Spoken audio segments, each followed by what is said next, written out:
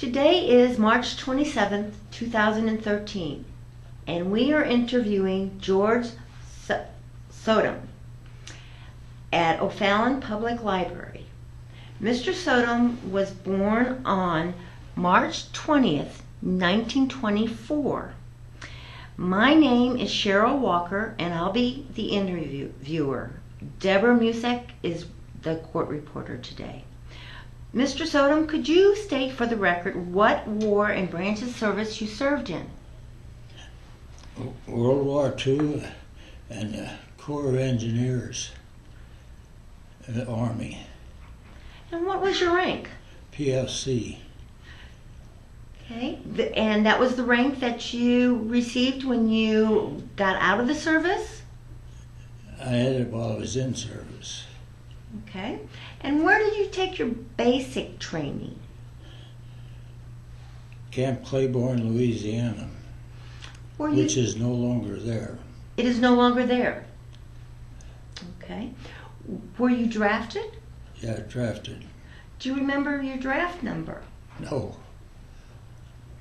What were you doing when you got your draft letter? I was working at for the Aluminum Company of America as a laborer at that time. And where was that at? East St. Louis.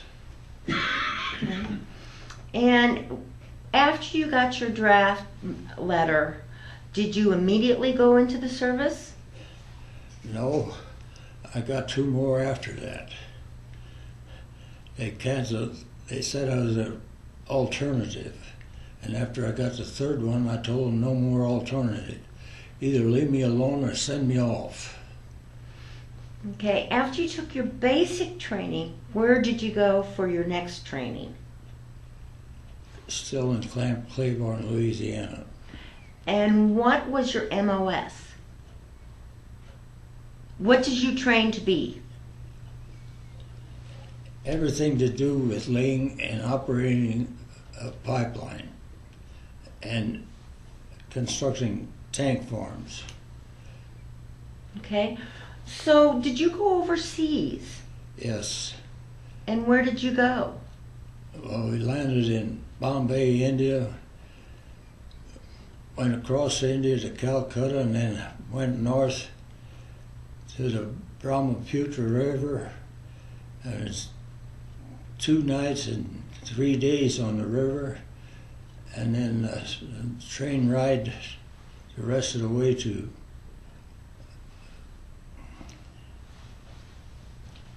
Lido Assam in India. When you went to India, did you fly over? No, we went over on it was a luxury liner in peacetime, the Uruguay, across the Pacific, south of Australia, into the Indian Ocean and up to Bombay. Did you stop anywhere on that trip? Yeah, we stopped at Hobart, Tasmania for about 6 hours, and we got a day off of the ship at Perth, Fremantle, Australia. So what did you do in Australia on your day off? Just looked around, find a restaurant, things like. How long did it take to get to India? Do you remember? 40 days. 40 days. Yeah. And what was the accommodation? Was it hot on that ship?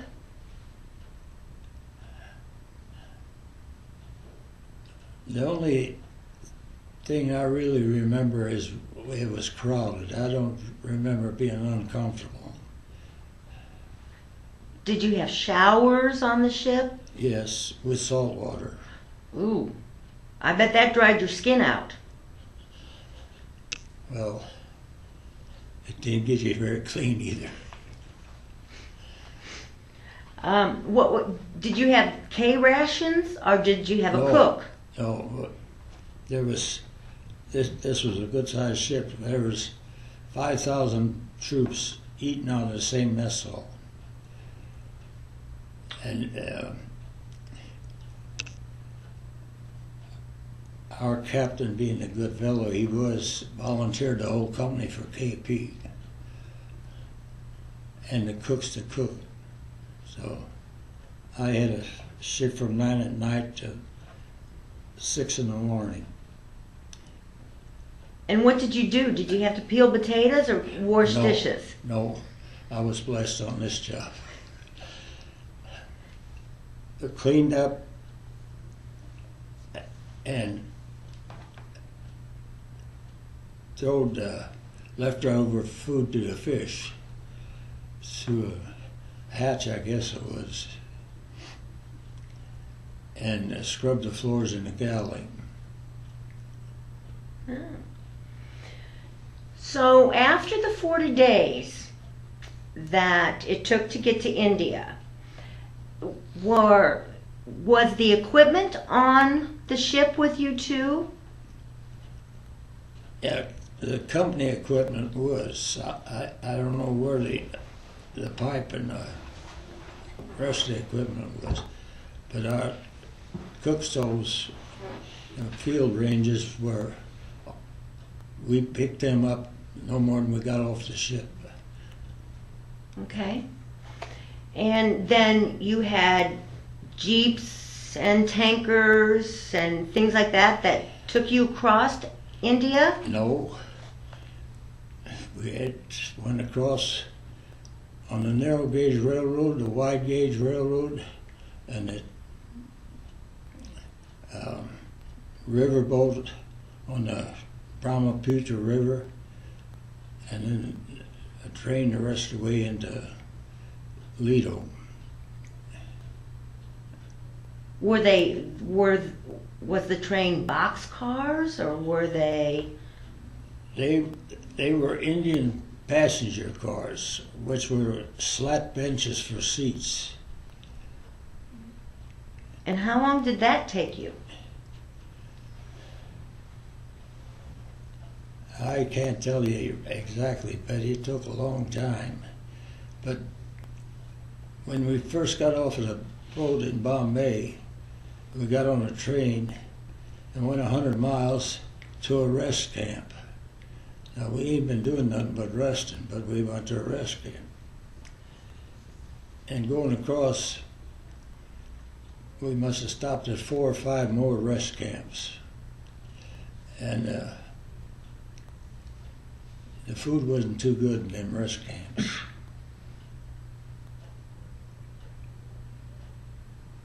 And the facilities weren't. One place we had pitch pup tents, and I don't know, it must have been in the desert or something, because it cooled off at night.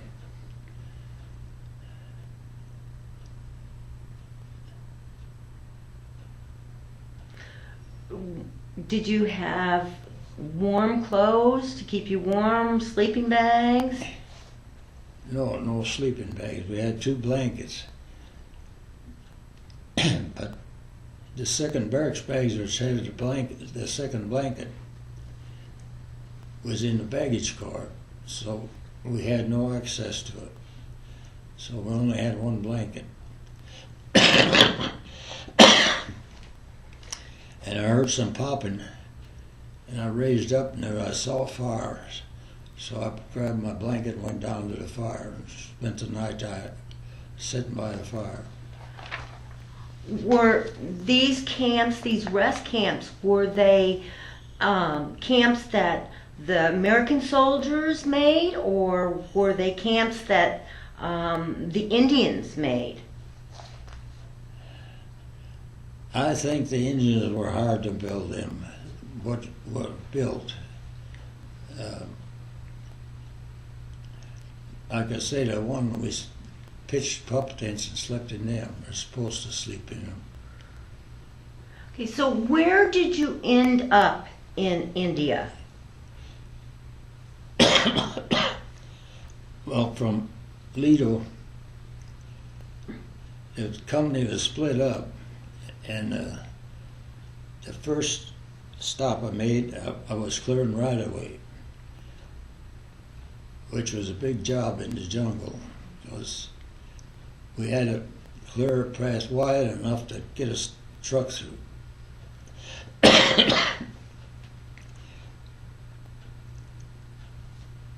And sometimes you'd cut a tree down and hang up by the vines in the top, cut another one down and two of them was hanging. Sometimes you got, after the fourth tree, they'd all fall, and it all had to be cleaned up. So, and that was the only time I got in the cutting right away. Now, did you have knives or hatchets or what did you, saws? Yeah, it had crosscut saws. There was no chainsaws. Everything was hand tools. Were there trucks following you as you cut this down? Well, there's trucks hauling this back and forth from camp to where we was working. And after that first stop, we're cutting right away. I was on the pipe laying detail after that and coupling the pipe together. And some of the detachments out of our company was as low as 8 men, and some of them, I think the headquarters detachment was maybe 60 men, and 35 or 40 men, and the rest of them we spread out. They couldn't work 230 men in from one camp, so we had camps all up and down the road.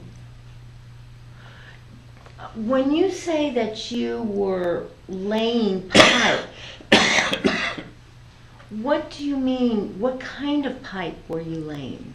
It was 4-inch lightweight pipe that I was on, and later they come through with 2 6-inch lines. And was it copper pipe? No, it's steel pipe. And what was it going to be used for? Gasoline, diesel, airplane fuel. Was it going to be used for the American soldiers? Yes. Now I can't say for sure what all it was used for, but before the war there was a group of men, and I don't know who supported them. It was flying. If you ever heard of flying the hump, that's it was costing them as much to fly the hump as the material was worth that they were hauling. So it was getting too expensive, and a bunch of men got together, I think in Canada, and decided it couldn't be built, but we built it anyway.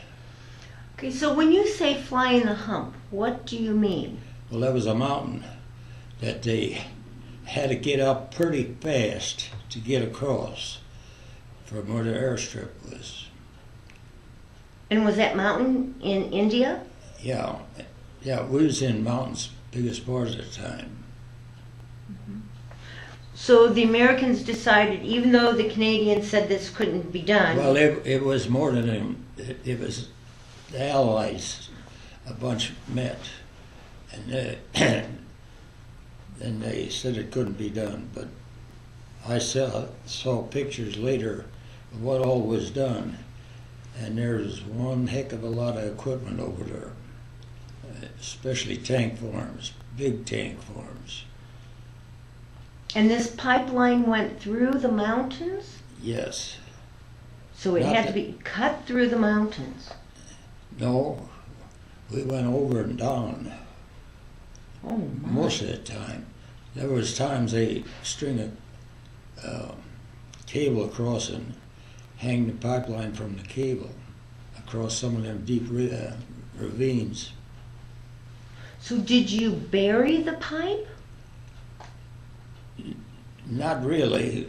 If there was a steep bend had to be made, we'd bend the pipe to more or less follow the ground and maybe dig it in a little bit so it wouldn't, the pressure wouldn't vibrate it and cause a leak.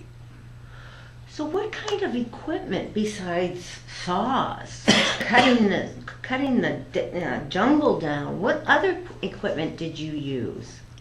That was pretty much it. You know, to lay all that, to put all that pipe together and not to have the gas leaking. What did you do to make sure the gas didn't leak? I had a Victaulic coupling. I think the Victaulic had something to do with the manufacturer. And there was a rubber deal inside that coupling. And you take the coupling apart and take that rubber thing out and slip it over each end of the pipe, put the pipes together, and then put the coupling back over it and bolt it down. And then the pressure would kind of make it, the rubber thing that we had in there seal. How many hours a day would you work on this? It depended. If we had a good run going, we'd maybe work 10, 12 hours a day. And then would you just make camp wherever you quit? No, we'd go back to the camp we started from, and we'd work out of that camp until we met up with the next bunch, had a couple together. Then we'd maybe go 60 miles farther and start doing the same thing again. Do you remember how many miles you did? Not really. After we got to the China border, we quit that and went to operating the pumps and taking care of the tank farms that were built. And then another company took over laying some more. So your company was 706 Petroleum Distribution Yeah. Engineers. So how many petroleum distribution engineers were there? Well, there was about 230 in the company that enlisted in it. And I don't know how many. They had a lot more over there than I really knew about until just recently. They had a really big tank farm back in India. And I would imagine that there was pipe laid from either Bombay or Calcutta to that tank farm, and then all the way north in India to where we hooked in. Okay, so this ran from India to China. Then did it quit at China? It went a little ways into China. And for what reason, I don't know. Of course, the Japs were in every country over there. They were started into India, and they were in.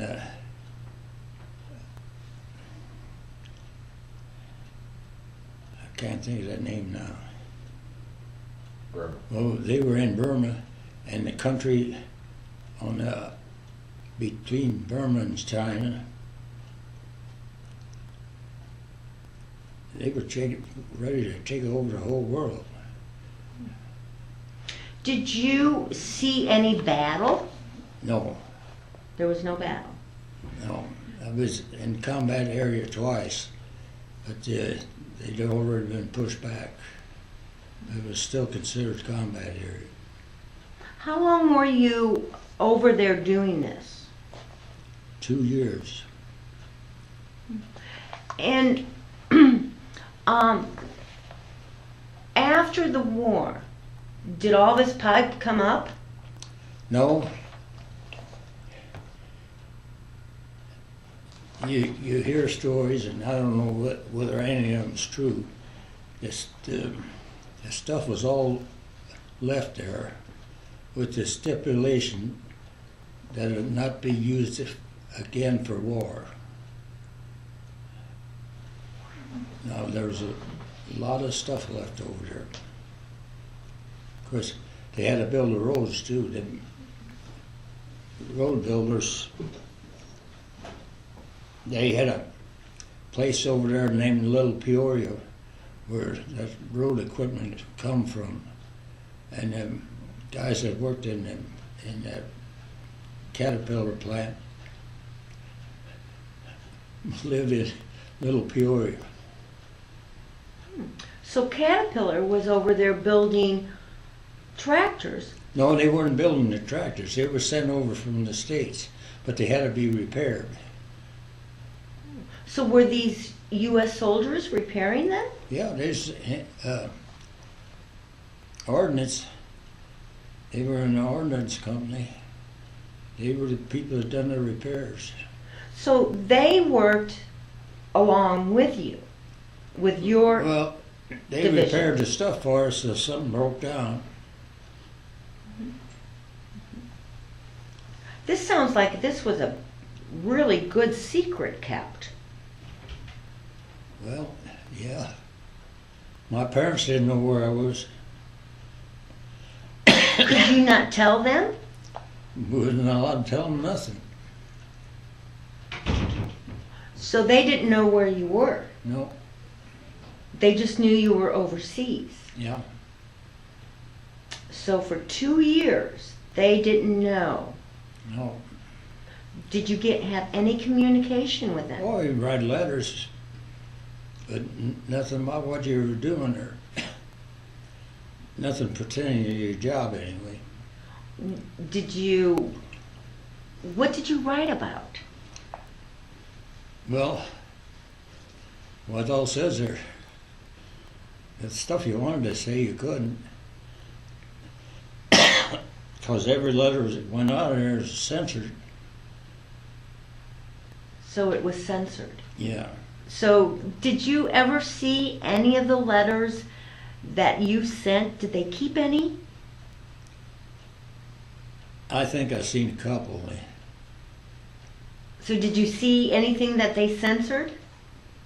No, I didn't write anything to. When you got out of the service, did they tell you never to talk about what you did? No, the war's over then. The newspapers and everybody else had it. Okay. How did you have K rations to eat? Were there? No, they had C rations.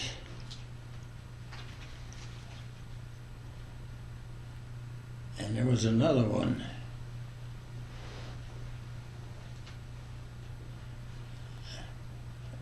That came in cans. And then after we was over there about 1.5 years, we got canned pork and gravy and canned beef and gravy, which was pretty good. And for the holidays, we got creamed chicken. I never want to see creamed chicken again. Did you ever get to take leave over there? Yeah, I was offered it one time. Some of the guys took it. And I thought, I'm over here to get this war over. I'll just stay right here. And I told them that. I said, well, you got it coming. Well, I got paid for it when I got discharged. When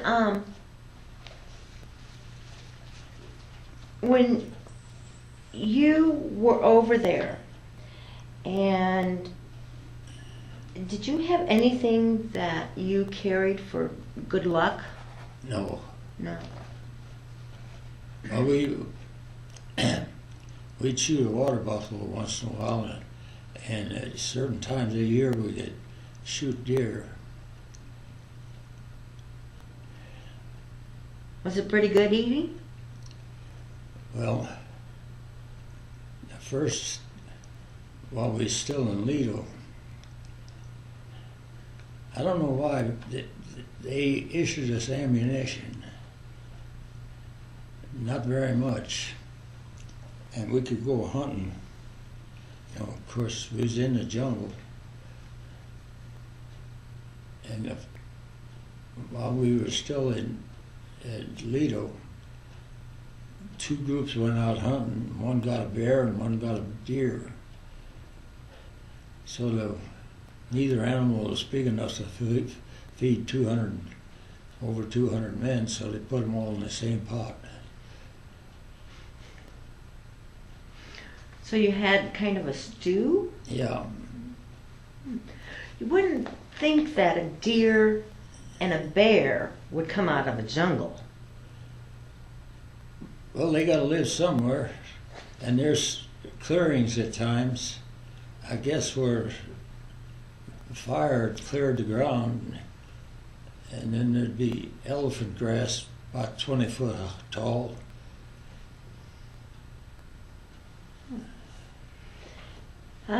Did you run into any other kind of wildlife? Yeah, there was other things over there.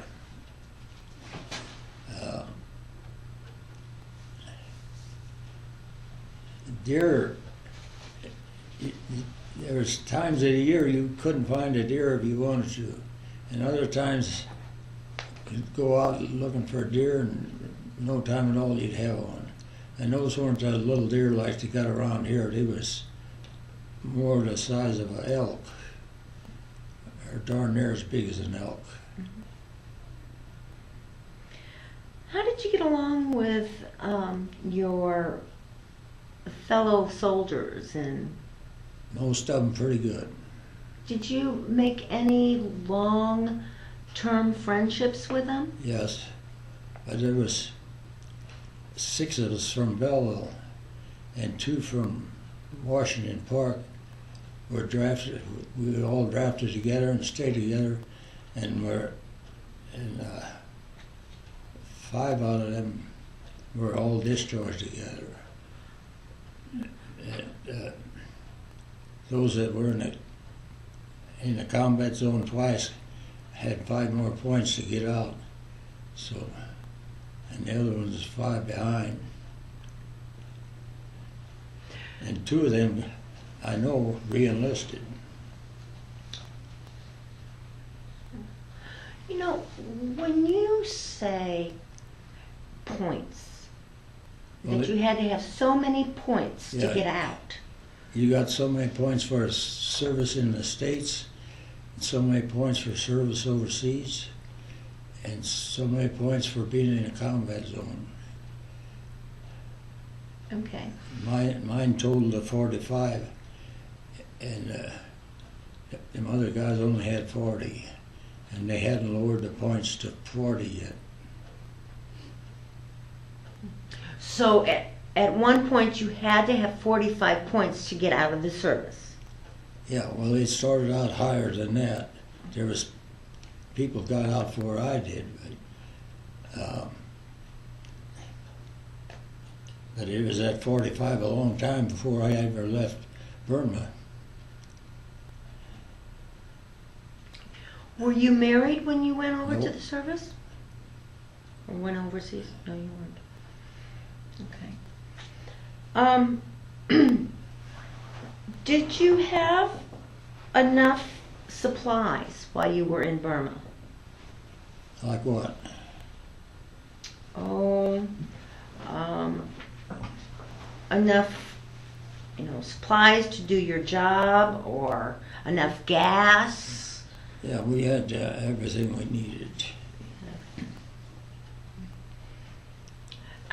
How about, taking showers and things like that? How did you do that? Well, there's a lot of rivers over there, and we had them little gasoline pumps and a tank. And we had water supply. And one time I was lucky, there was a quartermaster bakery next to us and a quartermaster laundry next to us. And that laundry always had a lot of hot water. And they had some nice showers over there. Did you sleep on cots or on the ground? On cots. I bet you liked it when you got home, could sleep on a mattress.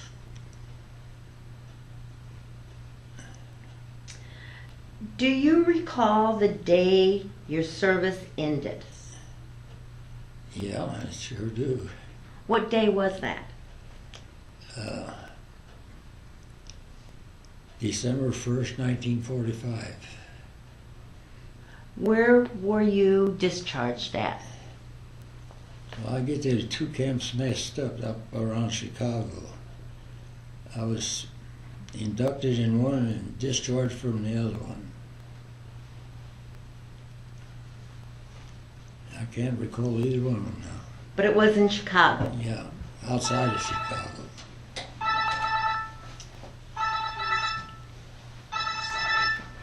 Did the war come to an end? Oh, the war was over in June or July. Okay. We kept right on working like we had been up until it was time to leave. Did you come back from India on the same ship? Oh no, we come back on a little freighter. I mean, little freighter. I didn't think they let anything that small on the ocean. It was a rough ride. Did you get sick? Yeah, it got a little woozy.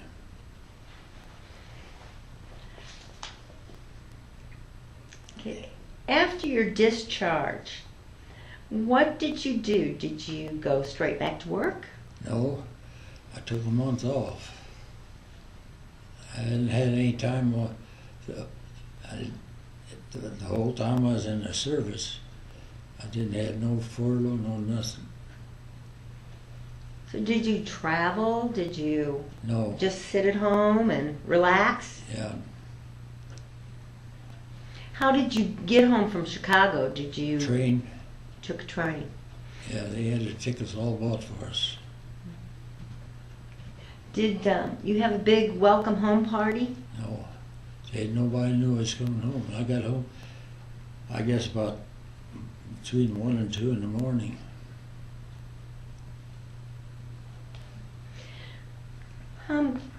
What did you do after you took your month off? Did you? I went back to the job I had before I went in.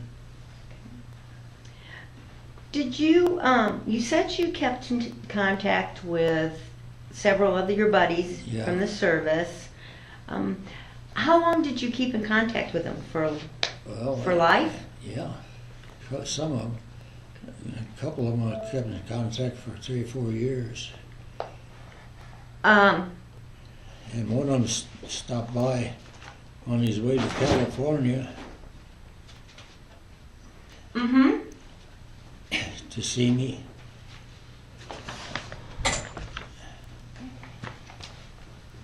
And did you ever take any vacations with them, or? No. Okay. Did you join any kind of veterans organization? Yes. Which ones did you join? Veterans of Foreign Wars.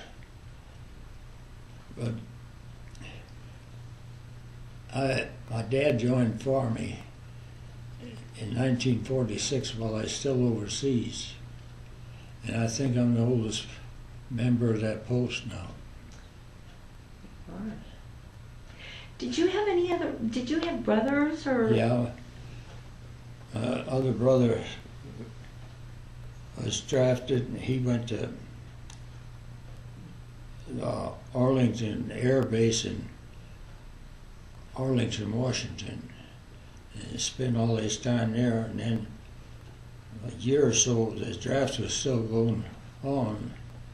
My younger brother was drafted, and he went over to Germany.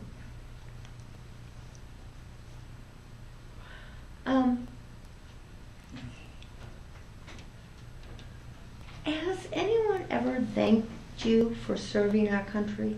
Yeah, How's that make you feel? pretty good. And it's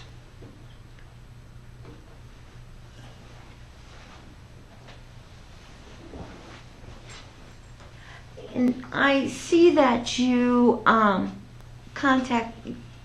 you have malaria from Yeah. being in the service. well, they had Aspirin tablets that we took all the time we was over there. And in the middle of January, I got malaria after I was at home. See, that Aspirin must have wore off or something, because there ain't no mosquitoes around this part of the country in the middle of January. Do you do you use the veterans benefits? I have no luck doing their business with them people. I won't even talk to them anymore.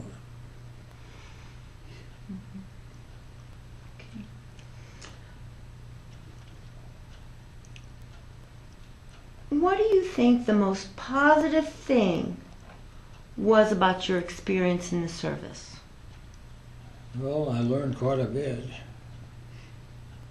Learned about people.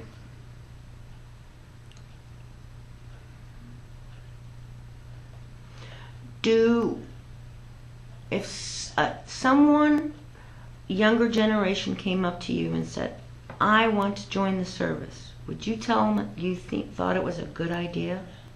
Not what they're doing today. Why, they're turning out a bunch of nuts, killing their wives, and they always got that on their mind. They send them over there, and then they send them home for a couple of months, and then they got to go back. And there ain't no way to fight a darn war. They should have used a bomb on them a long time ago. And there's a lot of innocent people being killed. But there's a lot of innocent people killed during World War II and any other war that has ever fought. Do you think our kids today are being taught about what the wars really were in school? No, I don't think so. And I don't think they should teach a kid that. Let a kid be a kid.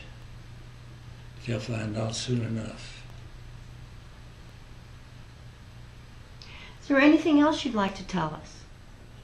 No, I guess that's pretty well it. George, would you like to show us the medals you brought us? Well, these are issued to everybody. The Good Conduct Medal, the Asiatic Pacific Medal,